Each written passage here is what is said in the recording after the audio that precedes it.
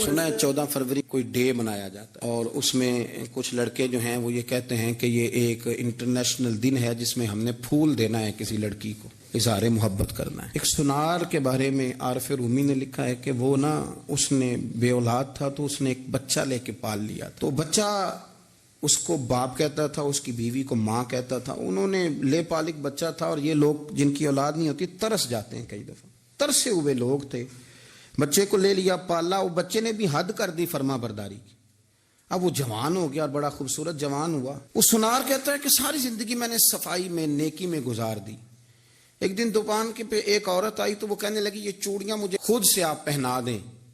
वो कहता मैंने जब उसका हाथ पकड़ा तो मेरे दिल में गलत ख्याल आ गया, मैंने गलत नजरिए से उसका हाथ पकड़ा और जब मैंने उसका वो हाथ उस नजरिए से पकड़ लिया, थाम लिया, बहरहाल वो चली गई, लेकिन वो मेरे जहन के अंदर नापाकी आ गई। तो मैं घर गया तो मेरी बीवी बाहर खड़ी थी और रो रही थी, तड़प रही थी। मैंने उसे कहा क्या हुआ, तो वो कहने लगी कि बच्चा सारी जिंदगी फर्मा बरदार रहा, मैंने माँ बन के पाला, पर आज उसने गलत जहन से मेरा हाथ पकड़ लिया है और मैं तड़प गई हूँ, टूट गई हूँ कि ये अगरचे ले पालक था, किसी का था, पर मैंने तो पुत्र समझ के पाला था, ये क्या हुआ। वो कहता मेरी चीख निकल गई तो मैंने उसे कहा कि ये उसकी गलती नहीं, ये मेरी गलती है। मैंने बाहर आज नज़र गंदी की है तो रब ने मुझे सज़ा दी, ये मुझे सज़ा मिली है। तू किसी की बहन को फूल भेजना चाहता है तो अगर उसी रात तेरी बहन को फूल आ गया तो किसी की बेटी पर गंदी नज़र डालता है तो अगर ये तेरे घर में ये कर्ज चुकाना पड़ा। वो एक दोस्त है तो वो पसंद की शादी कर रहा था उसके घर में, तो उसकी बहन ने कहा है उससे, उसकी बहन ने कहा, उसने कहा भाई तू मर्जी की शादी कर रहा है, मेरा अब्बा अपनी पगड़ी तेरे पैरों में रखता है, माँ दुपट्टा रखती है कि बेटे हम तबाह हो जाएंगे ना कर, और आज अगर तेरा ये हाल है तो फिर मुझे भी इजाजत दे, मैं भी मर्जी की शादी करूँ। तो वो कांप गया बुरी तरह से। वो कहता है ये तू क्या कह रही है। उसने कहा तू तेरे लिए अगर ये जायज है तो मेरे लिए कैसे मना हो गया। तो ये कोई मुहज्जब कौमें नहीं जो ऐसे करती हैं, ये कोई तालीम याफ्ता होने की या गोरा चिट्टा होने की अलामत है। क्या आप किसी को फूल भेजेंगे, शर्म नहीं आती। मुहज्जब कौम और शरीफ लोग कौन होते हैं। मेरे नबी करीम अलैहिस्सलाम ने फरमाया अल हयाओ मिनल ईमान, हया तो ईमान का हिस्सा है। अगर तेरी नजर ज्यादा झुकी हुई है तो ज्यादा हया वाला है। इसलिए ये कोई गंदमंद किसी जगह भी किसी शख्स को करने की इजाजत नहीं, वरना याद रखें इसलिए कि जब आपके घर में बहू बेटियां हैं, बहनें हैं, फिर भी आप ये ज़ौक़ बनाएं तो फिर पता नहीं क्या सोचती है दुनिया, कहाँ रुकेंगे। इसलिए ये सारी रसूमात उन लोगों की हैं जो बेहयाई को प्रमोट करते हैं और फिर तरह तरह के वायरस उनकी ज़िंदगियों में आते हैं, फिर उनकी लाशों से ताफुन निकलता है, ताफुन, और फिर ये हाल होता है कि वो दफनाने के नहीं जलाए जाने के काबिल हो। अल्लाह से डरे, अल्लाह हमारे हाल पे रहम फरमाए। इसलिए कोई इंसान जो होता है वो खारजी असर ज़रूर कबूल करता है। और अब चूंकि ज़माना है प्रिंट मीडिया का, इलेक्ट्रॉनिक मीडिया का, सोशल मीडिया का, तो किसी कोने में कोई ख़बर होती है तो वो फैल जाती है। चीज़ों के अच्छे असरात भी होते हैं और बहुत ज़्यादा बुरे असरात भी होते हैं। हमारी औरतें घरों के अंदर बैठी थीं, बहुत सारी चीज़ों से आगाह नहीं होती थीं। अब वो घर के अंदर मौजूद हैं तो बहुत सारी चीज़ें घर के अंदर मीडिया के ज़रिए उन तक भी पहुंच जाती हैं। खैर की चीज़ें पहुंचना बड़ा अच्छा है, बड़ा मुबारक है, उससे बेहतरी पैदा होती है। लेकिन जब शर फैलता है ना, शरारत की जाती है, तो औरत चूँकि अपनी अक्ल के लिहाज से उतनी मजबूत नहीं होती जितना कि मर्द होता है, और जहन के लिहाज से उतनी पुख्ता नहीं होती जितना कि एक मर्द होता है। तो बेचारी उसका जब असर कबूल करती है तो वसवसों का शिकार होती है। और फिर जिस तरह आजकल जदीद ख़वातीन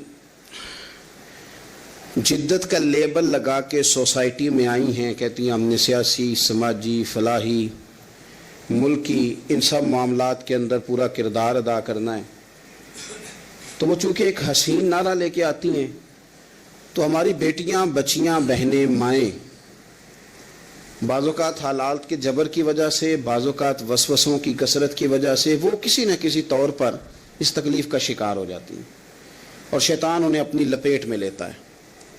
करने का काम यह है कि औरतों को बताया जाए कि तुम्हारा असल सबक है क्या, تمہارا دین کے اندر کردار کیا ہے، تمہاری فضیلت کیا ہے، حقوق کیا ہے، تمہیں کتنا نوازا گیا ہے، اور تمہارا کردار بڑا شاندار رہا ہے، عورتوں کا بڑا تابناک اور خوبصورت کردار رہا ہے دین کے لیے ہمیشہ۔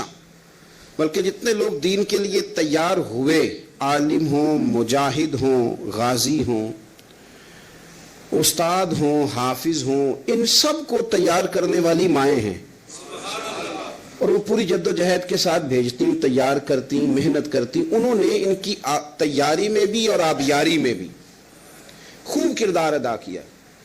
اب یہ کہ مزید آنے والی نسل میں جو ہماری بیٹیاں ہیں، ان کو ہماری جو اسلاف میں خواتین گزری ہیں، ایک تو ان کے کردار سے ہمیں آگاہ کرانا چاہیے، تاکہ بچیاں بجائے آج کی کسی جدید عورت سے جڑنے کی بجائے وہ سیدہ عائشہ صدیقہ سے جڑیں، وہ سیدہ پاک سیدہ فاطمہ الزہرا سے جڑیں، وہ جو کنیزیں ہیں حضور صلی اللہ علیہ وسلم کے دین کی، حضرت ام سلیم کے ساتھ جڑیں، حضرت ام شریک کے ساتھ جڑیں، حضرت ام عمارہ کے ساتھ جڑیں، انہوں نے جڑنا ہو تو حضرت ام سلمہ کے ساتھ جڑیں، وہ ان سب خواتین کے ساتھ ان کا تعلق مضبوط ہو۔ اور دوسرا یہ بھی ایک بات یاد رکھیں کہ 40 50 60 عورتیں کسی جگہ نکل کے کوئی دھما چوکڑی کرتی ہیں تو وہ 22 کروڑ کے ملک میں رہنے والی ہماری پاک ماؤں کی نمائندہ کبھی بھی نہیں ہو سکتی۔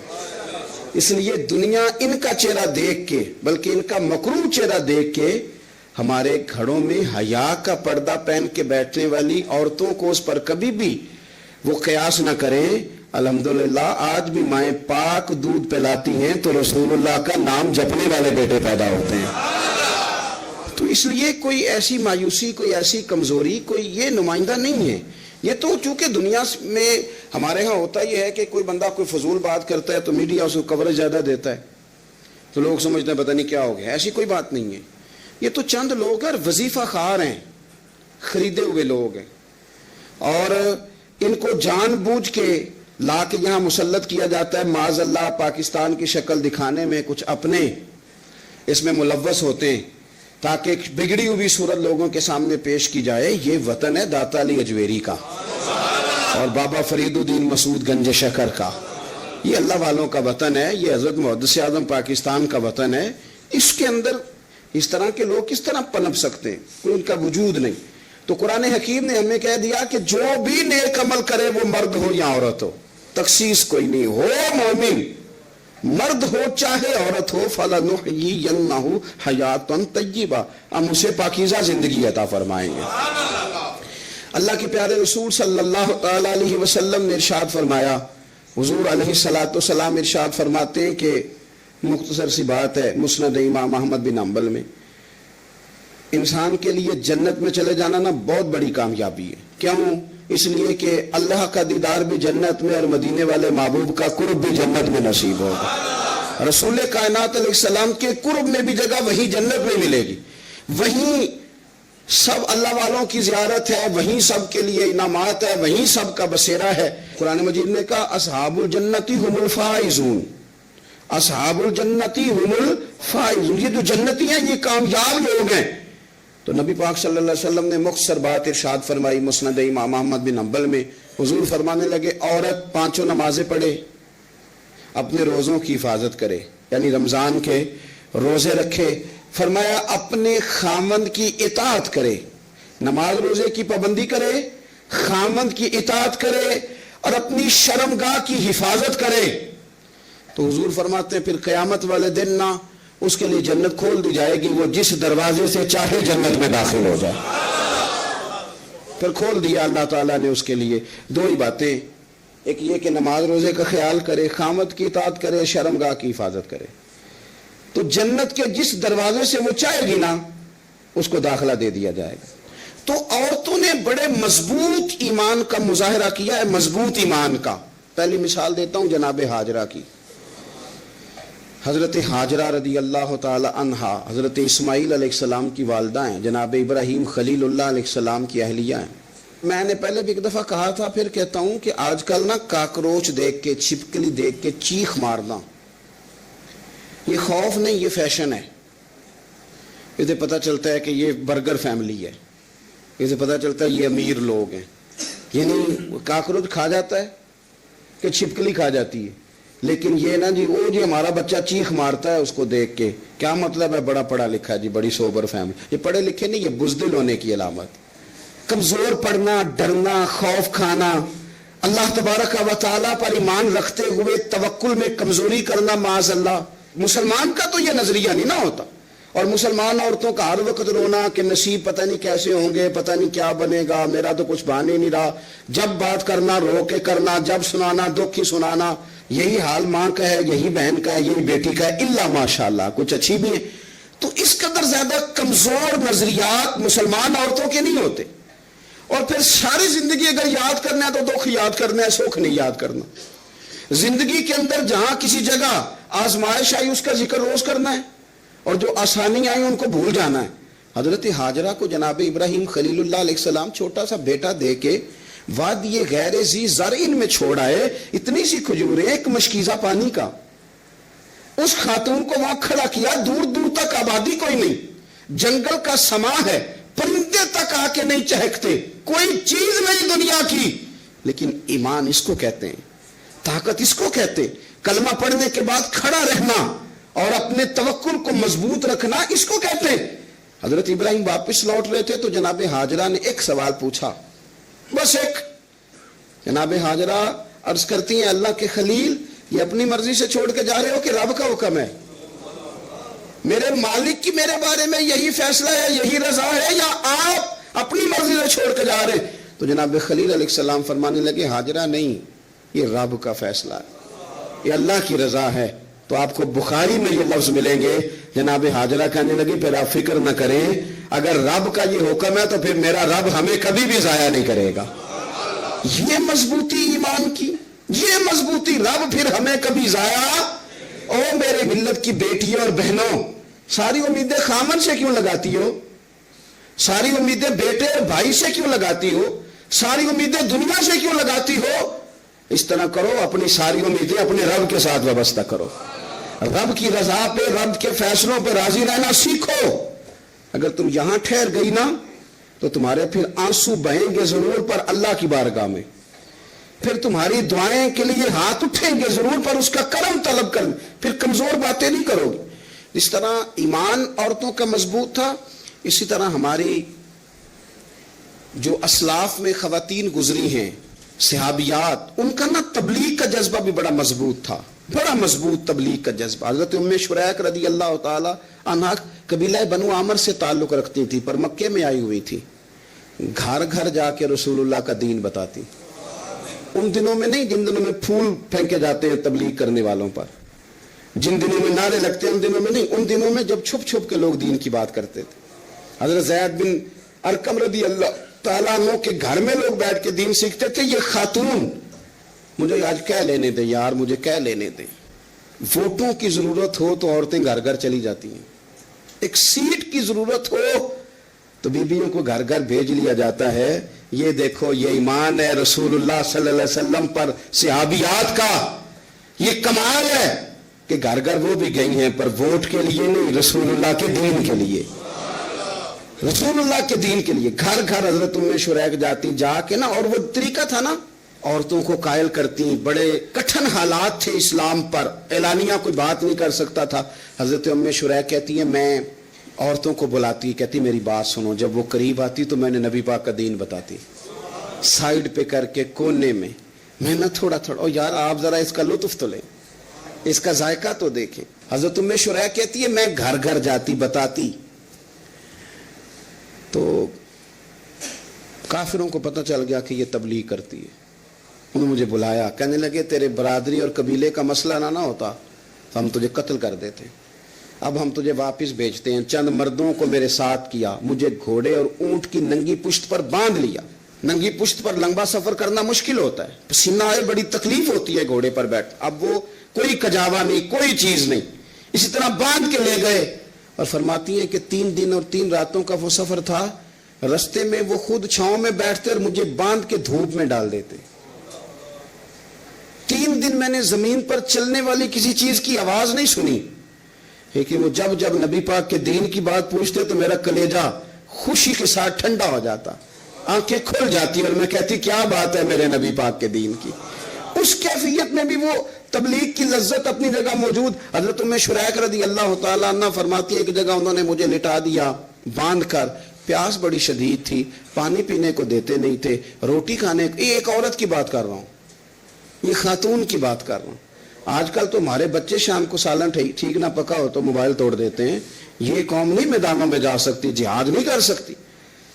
خاتون کہتی ہے کہ شدید پیاس تھی اور مجھے باندھ کے لٹایا ہوا تھا. مجھے جب تکلیف بڑھ گئی تو اچانک میں نے دیکھا پانی کا ایک ڈول برآمد ہوا ہے. میں نے اسے تھوڑا سا پی لیا, پر طلب ابھی باقی تھی. وہ پھر آ گیا برتن, میں نے پھر پیا.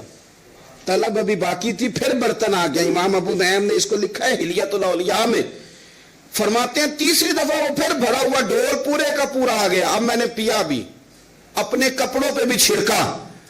جب وہ سارے بیدار ہوئے تو مجھے آگے کہنے لگے کہ تو نے ہمارا پانی استعمال کیا ہے. فرماتی ہے پھر انہوں نے اپنے برتن دیکھے, مشکیزیں دیکھے تو بھرے ہوئے تھے. میرے قریب آ کے کہنے لگے یہ پانی کہاں سے آیا؟ تو میں نے کہا تم ابھی میرا عقیدہ نہیں سمجھے, یہ میرے رب نے مجھے دیا ہے, میرے رب نے مجھے دیا. فرماتی ہے مجھے باندھ کے لے جا رہے تھے, پر جب میری بات سنی نا تو بول کے کہنے لگے ہمیں سمجھ آ گئی ہے تیرا دین ہمارے دین سے بہتر ہے, تیرا عقیدہ ہمارے عقیدے سے بہتر ہے. اور ایک روایت میں یوں بھی ہے کہ وہ باندھ کے لے جا رہے تھے, پر یہ کمال دیکھا تو کلمہ پڑھ کے مدینے والے کے غلام بن گئے. صحابیات نے نا بڑا جم کے دین کا کام کیا. عقیدہ, پھر تبلیغ, پھر میدان جہاد. عورتیں جہاد میں جایا کرتی تھیں, وہ زخمیوں کو پانی پلاتی تھیں, مرہم پٹی کرتی تھی. پہلے اپنے جسم کے ساتھ بڑی بڑی پٹیاں لپیٹ کے لے جاتی, جہاں کسی زخمی کو ضرورت ہوتی وہ پٹیاں کرتی. اور اعصابی طور پر مضبوط رہ کے میدان کے اندر جہاد وہ بندہ کرتا ہے جو یقین کامل کی دولت جسے نصیب ہو, جسے پتا ہو کہ یہ میں مروں گا تو میرا مرنا رائے گا نہیں, اللہ مجھے شہادت کا درجہ عطا فرمائے گا. لیکن اگر یہیں سے بندہ اپنے آپ کو مطمئن نہ کر سکے تو میدان میں جائے گا. یقین کامل ہو, اگر ہو یقین کامل پیدا تو پھر کٹ جاتی ہیں زنجیریں, پھر انسان آگے مضبوطی سے آگے بڑھتا ہے. نبی پاک صلی اللہ علیہ وسلم جب جہاد کے لیے تشریف لے جاتے نا تو عورتوں پر کسی نہ کسی شخص کو نمائندہ بنا کے چھوڑ کے جاتے تھے. ایک دفعہ مولا علی شیر خدا کو بھی چھوڑ کے گئے, حضرت عبداللہ ابن مختوم رضی اللہ تعالیٰ عنہ کو بھی ایک دفعہ چھوڑ کے گئے. ایک موقع پر نا حضور نے عورتوں کو ایک جگہ پہ چھوڑا پیچھے, تو وہ قلعہ تھا حضرت حسان بن ثابت رضی اللہ تعالیٰ عنہ, بڑا مضبوط قلعہ تھا. اس قلعے کے اندر خواتین ساری محفوظ کر کے ان کو وہاں بٹھا دیا گیا. حضور جہاد کے لیے چلے گئے. اب وہاں قلعے میں عورتوں کو اس لیے رکھا گیا تھا کہ یہاں یہودی بھی ہیں, تو ایسا نہ ہو کہ ہم باہر لڑیں تو وہ اندر سے کوئی شرارت کر دیں, لہٰذا عورتیں محفوظ رہیں. حضرت حسان بن ثابت رضی اللہ تعالیٰ عنہ کی ڈیوٹی تھی تلوار لے کے حفاظت کرنے کی, تو ایک یہودی آ گیا. وہ اب ٹو کرنے لگا, تجسس کرنے لگا کہ یہاں عورتیں ہیں تو کوئی مرد بھی ہے کہ نہیں, دائیں بائیں دیکھنے لگا. حضرت صفیہ رضی اللہ تعالیٰ عنہ نے توجہ کی, جناب حسان بن ثابت سے کہنے لے 1 منٹ لگا اس کی گردن مار دے, ایسا نہ ہو کہ یہ جا کے بتا دے, گردن اڑا دے. حضرت حسان بن ثابت ذرا تھوڑی کوشش کرنے لگے, ارادہ کرنے لگے, آگے بڑھنے لگے, تو ابھی وہ تیاری میں ہی تھے تو حضرت صفیہ رضی اللہ تعالیٰ عنہ خود نکلی پیچھے سے ہو کے, ذرا سا ایک ستون کے پیچھے چھپی, ہاتھ میں بڑا سا ڈنڈا پکڑا. وہ آپ کے قریب سے گزرنے لگا, تو یہ خاتون کی بات کر رہا ہوں, خاتون کی. کسی مرد کی ضرورت ہے عورت کو تنگ کر جائے؟ شرط یہ ہے کہ عورت کے اندر بھی تو غیرت ایمانی ہونا, اس کے اندر بھی تو وہ قوت ہونا. ایسا نہ ہو کہ وہ کمزور پڑ جائے. ہاتھ کے اندر ڈنڈا تھا, جب وہ یہودی پاس سے گزرنے لگا تو اللہ اکبر کہہ کے بی بی نے اتنے زور سے مارا ڈنڈا, حضور کی پپھوں نے ایک ہی ڈنڈا کھایا اور وہ زمین پہ ڈھیر ہو گیا. حضرت صفیہ نکلی اور جناب حسان بن ثابت سے کہنے لگی مجھے آتی ہے شرم, چونکہ جب کسی کو مار دیا جائے تو اس کا مال مال غنیمت ہے نا کافر کا, اب اس کی زرہ اتارنی ہے, اس کی تلوار لینی ہے. فرمایا مجھے شرم آتی ہے, وہ مرد ہے, اس طرح کرو مار میں نے دیا, سامان تم اتار کے لے آؤ. یہ قوت تھی مسلمان عورتوں کے اندر, یہ شوق تھا, یہ جذبہ تھا. ہمارے ہاں نا روز روز کی کمزوریاں, عورتوں کا روز آنسو بہانا, اور جہاں بھی سنانا دکھ ہی سنانا. اس نے انہیں کمزور کر دیا.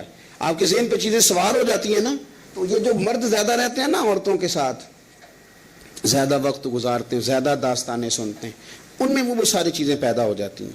آپ نے ناراض نہیں ہونا, میں دعوے سے کہتا ہوں کہ جو جوان اپنی اماں کے اور ابا کے شکوے کرنے لگ جاتا ہے نا, اس نے 1.5 گھنٹہ باتیں سنی ہیں بیوی کی, ایسے مفت میں نہیں شکوے کر رہا, اس نے ہلکا ہلکا کہیں جی بھی کیا ہے, تو تب یہ ساری کہانیوں نے جنم لیا. آپ جس کی صحبت میں بیٹھیں گے اس کا کچھ نہ کچھ اثر ہے. بلکہ عارف رومی تو کہتے ہیں کہ شیر کے بچے کو بکریوں میں چھوڑ دو, بکری بن جائے گا. شیر کے بچے کو بکریوں میں چھوڑو, وہ بکری ہے, اس لیے کہ شیروں کی صحبت بندے کو شیر بناتی ہے. تو جب بیٹھنا ہی نہیں ہے, باتیں سارا دن یہ والی سننی ہے, ہر وقت رہنا ہی اسی داستان میں, پھر کمزور باتیں, پھر اپنے ماضی کے دکھ, پھر پتہ نہیں کیا. آپ نے ناراض نہیں ہونا, میں بعض جوانوں کی باتیں سن کے میرا دل کرتا ہے کہ اسے کہوں یار تو کیا بات کر رہا ہے, اپنا قد دیکھ, تو اپنی عمر دیکھ, رب نے تجھے مرد بنایا ہے, تو کمال آدمی ہے, تو کھڑا ہو. اگر اس طرح امت مسلمہ کے نوجوان رہیں گے تو میدانوں میں کس سے نکلنا ہے؟ بات بات پہ رو جانا, بات بات پہ سہم جانا, حالات کے سہمے ہوئے لوگوں کو بتا دو حالات بدل جاتے ہیں, ایک جیسے نہیں رہتے. آپ کی طبیعت میں دلیری اور وقار ہونا چاہیے. حضرت اسماء بنت ابی بکر صدیق, حضرت صدیق اکبر رضی اللہ تعالی عنہ کی وہ صاحبزادی ہیں جو حضرت عائشہ کی بڑی ہمشیرہ ہیں. رات کو غار ثور میں مرد جاتے ڈرتے ہیں, آج بھی ڈرتے ہیں, اور جناب اسماء نبی پاک کی روٹی لے کے جایا کرتی تھی.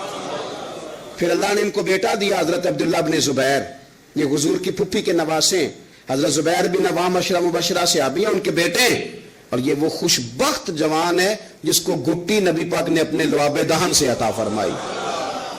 یزیدی فوجوں کے خلاف امام حسین کے بعد جو آدمی باقاعدہ مرتب فوج کے ساتھ میدان میں آئے وہ حضرت عبداللہ ابن زبیر ہیں.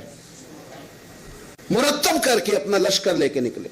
حضرت اسماء بوڑھی ہو گئی تھی, 90 سال عمر تھی, نظر نہیں آتا تھا. حضرت عبداللہ ابن زبیر جب لڑے یزیدی فوجوں کے خلاف تو کچھ ساتھی شہید ہو گئے, کچھ کے قدم پیچھے ہٹ گئے. حضرت عبداللہ ابن زبیر ماں کے پاس آئے اور ماں سے آ کے کہتے ہیں اماں میرے کچھ ساتھی کمزور پڑ گئے, کچھ شہید ہو گئے, اور یہ بڑے سخت لوگوں کی فوج سے ہمارا مقابلہ ہے, تو اس وقت تیرے ساتھ کوئی خدمت گزار نہیں, میں تیرا اکیلا سہارا ہوں. ماں تو بتا میں کیا کروں, آگے جاؤں کہ واپس مڑوں. نابینا ہیں حضرت اسماء, عمر ہے 90 سال, بیٹے کی پشت پہ ہاتھ رکھ کے کہتی ہیں پتر پہلے یہ بتا کہ تو حق پہ ہے کہ نہیں, تو حق پہ ہے کہ نہیں. ان ماں کی گود میں اسلام پلا کرتا تھا, حق پہ ہے کہ نہیں. تو حضرت عبداللہ ابن زبیر کہنے لگے اماں میں حق میں ہوں. تو حضرت اسماء کہنے لگی پتر پھر میدان میں جا, اور میرا پتر ایک میرے ساتھ وعدہ کر, کوئی بھی تیر پشت پہ نہ کھانا, سارے سینے پہ کھا کے آنا. حضرت عبداللہ ابن زبیر عرض کرنے لگے اماں یہ بڑے ظالم قسم کے دشمن ہیں, یہ آنکھیں نکال دیتے ہیں, ہونٹ کاٹ دیتے ہیں, جسم کے ٹکڑے ٹکڑے کرتے, تو سہ لے گی. کیا جواب ہے, کیا طاقت ہے, کیا ہمت ہے. حضرت اسماء فرمانے لگی پتر بکرے کو نہ صرف ذبح ہوتے وقت تکلیف ہوتی ہے, کھال اترتے وقت کوئی تکلیف نہیں ہوتی. جا میرا بیٹا میدان میں. حضرت عبداللہ ابن زبیر شہید کر دیے گئے, ان کی لاش مبارک مکہ مکرمہ کے چوک میں جنت المعلہ کے پاس لٹکا دی گئی. حجاج بن یوسف نے حضرت اسماء کو بلایا اور بلا کے کہنے لگا تجھے پتہ ہے تیرا بیٹا لٹکا ہوا ہے؟ فرمانے لگی ہاں مجھے پتہ ہے, یہ بچپن سے ہی شاہ سوار ہے, یہ گھوڑوں پہ رہنا ہی پسند کرتا تھا. اور پھر کیا جملہ کہا. حجاج کے لوگ کہتے ہیں یہ فوجوں میں اور تلواروں کی جھنکار میں کبھی نہیں کانپا تھا, پر حضرت اسماء جو نابینا ہیں ان کے جملوں نے نرزہ تاریخ. اللہ اللہ مجھ پر پہرا دے گا کون لڑائی میں, مجھ پر پہرا دے گا کون لڑائی میں, مجھ پر پہرا دے گا کون لڑائی میں, مجھ پر پہرا دے گا کون لڑائی میں. میں صدیق اکبر آقا بول پڑے مٹھی سے ابو جہل کی کنکر بول پڑے. اللہ اللہ اللہ اللہ اللہ کر دیا. فرمانے لگی حجاج میرا پتر لٹک گیا ہے, کہیں تیرے آگے جھکا تو نہیں نا؟ لٹک ہی گیا ہے, جھکا تو نہیں میرا پتر؟ 14 دن تک لٹکے رہے, لاش مبارک لٹکی رہی, لیکن حضور کا لعاب دہن تھا نا. لوگ کہتے ہیں قریب سے گزرتے تھے تو دور دور تک خوشبوئیں پھیلی ہوئی, دور دور تک. مائیں ایک صحابیہ ہے, نام ہے ام عمارہ, جنگ احد میں زخمیوں کو پانی پلاتی, اپنے 2 بیٹے اپنا شوہر لے کے احد میں آئیں, زخمیوں کو پانی پلاتی ہیں, مرہم پٹی کرتی ہیں. اچانک جنگ کا پانسا پلٹ گیا. وہ درے پہ جو لوگ حضور نے مقرر کیے تھے وہ غلط فہمی کی وجہ سے درہ چھوڑ گئے, حالات اور ہو گئے, عجیب سا ماحول ہو گیا. پھر یہ بھی افواہ پھیلا دی گئی کہ معاذ اللہ حضور شہید کر دیے گئے. لوگوں کے حوصلے بڑے اور رنگ اختیار کرنے لگے. حضور کے گرد تھوڑے سے لوگ رہ گئے. او میرے بھائیوں, او ملت کی بیٹیوں بہنوں, یہ ہے تمہارا انداز دین کی خدمت میں, یہ خواتین کا انداز ہوتا ہے. حضرت ام عمارہ پہلے زخمیوں کی مرہم پٹی کرتی تھی, اب سارا کچھ پھینک دیا, تلوار لی اور جا کے نا حضور کے گرد کھڑی ہو گئی. کہنے لگی آئے نا, کون آتا ہے میرے کریم کے پاس, آ کے دکھائے نا کوئی, اسا کیتی ہے جان حوالے رب دے, ایسا عشق کمایا ہے, اسی مرن تو اگے ہی مر گیا باہو, اسا تا مطلب نہیں پایا ہے, آ کے کھڑی ہو گئی. حضور فرماتے ہیں میں دائیں دیکھتا تھا تو ام عمارہ ہوتی تھی, میں بائیں دیکھتا تھا تو ام عمارہ ہوتی تھی, آگے دیکھتا تھا تو ام عمارہ, پیچھے ام عمارہ. حضور فرمانے لگے تو بہت سارے لوگوں سے سبقت لے گئی ہے, تو بڑے سارے لوگوں سے آگے نکل گئی ہے, ان کو زخم لگ رہے ہیں, تیر آ رہے ہیں, پر خاتون ہو کے ڈٹی ہوئی ہے. رسول اللہ صلی اللہ علیہ وسلم کے سامنے کھڑی, حضور پر آنے والے تیر اپنے وجود پہ لیتی ہیں. او میرے عزیز, رسول پاک علیہ السلام نے فرمایا تجھے رب نے بڑا حوصلہ دیا ہے. اتنا گہرا زخم بازو میں آیا کہ غار بن گئی, غار. اللہ کے پیارے محبوب نے نظر کرم فرمائی. حضور نے فرمایا کچھ مانگ لے. کہنے لگی سونیا اگر میری خدمت قبول ہے تو دعا کر دیں, اللہ قیامت کے دن بھی آپ سے دور نہ کرے, رب دور نہ کرے. حضور نے دعا کر دی, اے اللہ اس کو اور اس کے خاندان کو قیامت میں بھی میری رفاقت دینا. حضور کی دعا سنی تو باہر نکلی, فرمانے لگی لوگوں لو پھر میں نے اپنا مقصد پا لیا ہے, میں کامیاب ہو گئی ہوں, اب دنیا کی کوئی مصیبت بھی میرے اوپر آئے تو مجھے کوئی پرواہ نہیں, اس لیے کہ مدینے والے نے یہاں بھی کرم فرما دیا ہے, وہاں بھی کرم فرما دیا ہے. یہ طاقتیں تھیں ان خواتین کیا. ایک تابعی بزرگ تھے حضرت ابو عبد الرحمن فروغ, صاحب تاریخ بغداد نے لکھا ہے وہ جہاد پہ چلے گئے, 30,000 دینار اپنی بیوی کو جاتے دفعہ دے گئے. کہنے لگے لو پاس رکھ لو, اور بیٹا بھی ماں کی گود میں ہی تھا. کچھ نے لکھا پیدا ہو چکے تھے, کچھ کا کہنا ہے کہ ان کے جانے کے 1-2 ماہ بعد بیٹے کی ولادت ہوئی, اور بیٹے کا نام کیا ہے, ربیہ بن ابو عبد الرحمن. اور یہ بیٹے وہ ہیں جو حضرت امام مالک جیسے لوگوں کے استاد ہیں, حضرت حسن بصری جیسے لوگوں نے ان سے پڑھا. خود جہاد پہ چلے گئے. آج تو فوجیوں کی نوکری ہے نا جی, ان کا یہ نظام ہے کہ وہ جاتے ہیں, انہیں تنخواہ ملتی ہے, چھٹی پہ آتے ہیں. اس زمانے میں یہ تھا کہ مال غنیمت سے حصہ ملتا تھا, اور فتوحات کا یہ طریقہ تھا کہ یہ علاقہ فتح ہوا تو آگے چلے گئے, وہ فتح ہوا تو آگے چلے گئے, وہ فتح ہوا تو آگے چلے گئے. کسی نے لوٹنا ہے تو پابندی نہیں تھی, لوٹ سکتا ہے. کچھ لوگ جہاد میں ہی رہتے تھے. حضرت ابو عبد الرحمن فروغ 27 سال جہاد میں رہے, 27 سال. یہاں تو خاون باہر ہو تو بہت ساری عورتیں کہہ دیتی ہیں کہ تیرے ابے نے نظر پیسے کمائے. مصیبتیں تو ساری میں نے دیکھی معاذ اللہ. بعض جگہ, سب نہیں لیکن بعض جگہ کہہ دیتی ہیں کہ وقت تے سارے میں کیتے. 27 سال شوہر چلا گیا, واپس نہیں آیا, 30,000 دینار دے کے چلے گئے. 27 سال کے بعد خیال آیا گھر کا. اب بیٹا محدث بن گیا, عالم بن گیا, اور کمال یہ کہ رہتے کہاں تھے, حضور کے مدینے میں, مدینہ النبی میں, مدینہ منورہ میں صلی اللہ تعالی علیہ وسلم. اور ان کے صاحبزادے حضرت ربیہ یہ مسجد نبی میں, حضور کی مسجد میں بیٹھ کے نبی پاک کی حدیث پڑھایا کرتے. آئے گھر, دروازے پہ دستک دی, صاحبزادے نے دروازہ کھولا. نہ باپ بیٹے کو پہچانتا ہے, نہ بیٹا باپ کو. جناب ابو عبد الرحمن اندر داخل ہونے لگے تو صاحبزادے نے کہا بوڑھے میاں میرے گھر میں بغیر اجازت کے کیوں داخل ہو رہے ہیں؟ تو وہ کہنے لگے تو بتا, تو نے میرے گھر پہ قبضہ کیوں کر رکھا ہے؟ اب جب بات زیادہ بڑھ گئی تو دونوں جانب سے لوگ جمع ہو گئے, شور اٹھا تو اندر سے والدہ نے سنا. पर्दा सिरका के देखा कि मेरे शौहर आ गए 27 साल के बाद, 27 साल के बाद। तो आप अपने साहिबजादे से कहने लगे बेटा इनको अंदर आने जो, तुम्हारे वालिद हैं। बड़ा रोए बाप बेटा, बड़ा रोए। माँ और बेटे की मोहब्बत का भी अंदाजा नहीं, पर कुरान पाक पढ़े ना तो दो मिसालें बाप और बेटे के प्यार की भी मिलती हैं। एक हजरत याकूब अलैहिस्सलाम का जनाब यूसुफ से प्यार, और एक हजरत इब्राहीम का हजरत इस्माइल से प्यार, और जनाब इस्माइल की जनाब इब्राहीम की फर्मा बरदारी की मिसाल। इसका भी जवाब कोई नहीं। बाप इतना रो रहे हैं और बेटे की याद में, इसका भी अंदाजा कोई नहीं कर सकता। बाप बेटा मिल के बड़ा रोए। असर की नमाज का वक्त हो गया।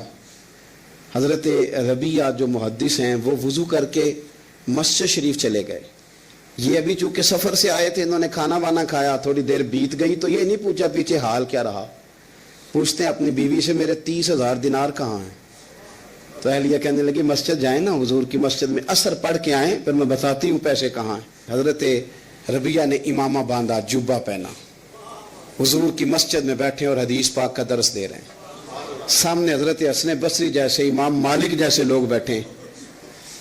हजरत अबू अब्दुर्रहमान फरोग जो इनके वालिद थे, असर की नमाज पढ़ के ना तो पूछते हैं एक शख्स से, ये कौन है नौजवान काली दाढ़ी वाला, उम्र ज्यादा नहीं पर किस तरह शौक से हुजूर का दीन बयान कर रहा है, कौन है?